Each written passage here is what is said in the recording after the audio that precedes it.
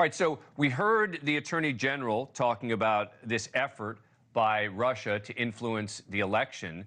Do you think that this threat of using nuclear weapons in Ukraine could be connected to the 2024 election as well? They're distinct issues because, on the one hand, Vladimir Putin is trying to influence the 2024 election to help get Donald Trump elected. And the reason he's trying to help get Donald Trump elected is, frankly, exactly what we just listened to from Peter Navarro, which is that Donald Trump's degradation and manipulation of our democratic institutions is the greatest gift the United States can hand to autocrats the world over, whether in the Kremlin or Beijing or Tehran. January 6, 2021 was the best day for Xi Jinping, for Vladimir Putin, for the Ayatollah. And to hear now that Donald Trump is somehow trying to wiggle his way out of that infamy is despicable, made only worse by the fact that sycophants like Peter Navarro are now claiming, oh, all along we wanted him to do this. Donald Trump owes an apology, first and foremost, and in person, to the families of those U.S. Capitol police officers who died in the line of duty because of his lies and his selfishness. And what do you make of the threat by Putin to lower the standard for the use of nuclear weapons? It's saber-rattling because Ukraine's invasion of Kursk has changed the dynamic of this war. And President Biden now should seize this opportunity by authorizing long-range strikes using U.S.-made ATACMS and F-16s on Russian oil refining capacity, pair those strikes with tighter maritime sanctions on Russian oil exports so that we provide a 1-2 punch to Putin's petrostate and dry up his war economy. I want to switch gears. You've been outspoken in your defense of Governor Walz and his service in the National Guard.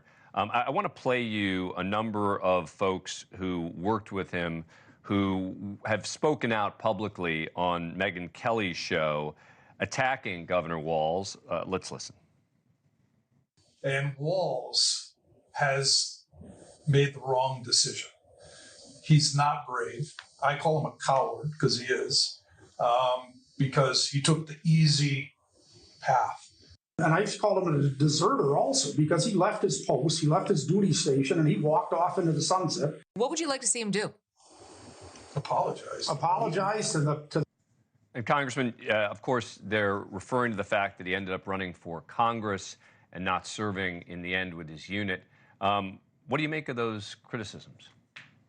It always pains me to see service members attack one another for political means, because the uniform is meant to be above politics. And let's put facts on the table, Dan. Tim Walz served honorably for 24 years. He rose to the rank of command sergeant major, deployed multiple times to disaster zones, made a decision 4 years after retirement age that he wanted to move on, do different things with his life, explore other ways of serving the public, and then got notice that his battalion was deploying to Iraq, struggled with that decision, decided that he could best do right by Minnesotans and veterans in Congress, and he did. He went to Minnesota, was a highly effective frontline member of Congress, delivered expanded GI benefits for veterans, and has everything to be proud of in his track record of military service. Those gentlemen who are quoted there by Megyn Kelly, they've earned the right to have an opinion about his service. The person who has not earned that right is Donald Trump. Donald Trump is a draft dodger. Donald Trump has attacked Gold Star families and POWs. Donald Trump has called our war dead suckers and losers. This is a man who has no conception of military service, and he had better keep his mouth shut before he tries to swift boat Tim Walz.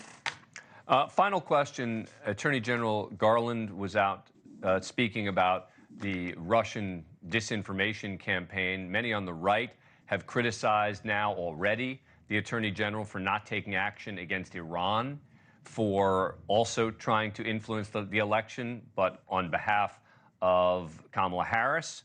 What do you make of that criticism?